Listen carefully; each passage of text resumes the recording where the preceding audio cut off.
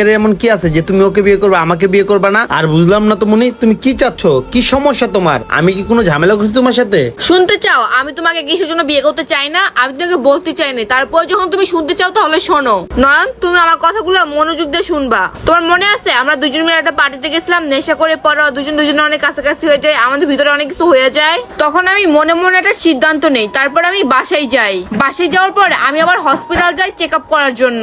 আর check up করার পরে যখন ডাক্তার আমাকে এসে হাতে রিপোর্টটা দিল, এই রিপোর্টটা দেখে আমার পুরো মাথাটাই ঘুরে গেছিল।